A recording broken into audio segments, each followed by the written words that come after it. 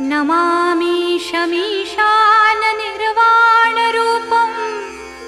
विभुं व्यापकं ब्रह्मवेदस्वरूपम् अजं निर्गुणं निर्विकल्पं निरीहं चिदाकाशमाकाशवासं भजेऽहम् निराकारमोङ्कारमूलं तुरीयं गिराज्ञानगोतीतमीशं गिरीशं करालं महाकालं कृपालुं गुणागारसंसारपारं नतोऽहम् तुषाराद्रिसङ्काश गौरं गभीरं मनोभूतकोटिप्रभाश्रीशरीरं स्फुरन्मौलिकल्लोलिनी चारुगङ्गा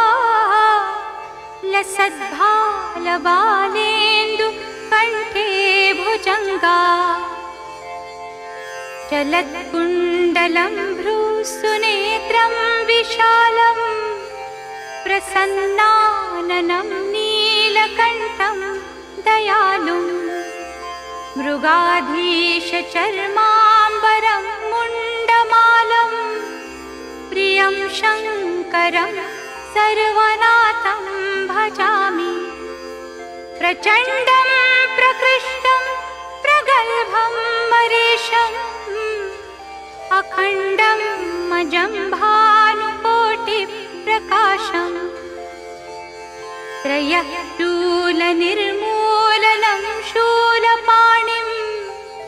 भजेऽहं भवानीपतिं भावगम्यं कलातीतकल्याणकल्पान्तकारी सदा सच्चिदानन्ददाता पुरारी चिदानन्दसन्दोहमोहापहारी प्रसीद प्रसीद प्रभो मन्मथारी न यावत् उमानाथपादारविन्दं भजन्ति हलोके परे वा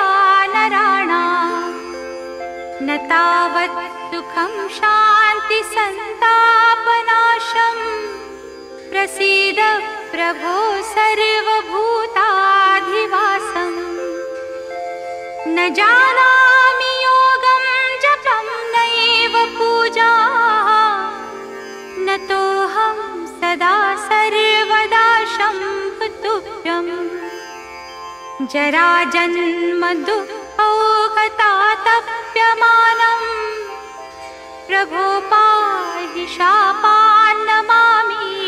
शम्भो रुद्राष्टकमिदं प्रोक्तं विप्रेण हरतुष्टये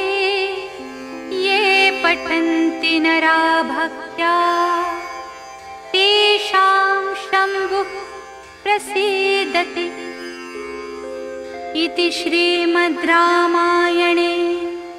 विप्रकृतं रुद्राष्टकं श्रीशिवार्पणमस्तु। ॐ शान्ति शान्ति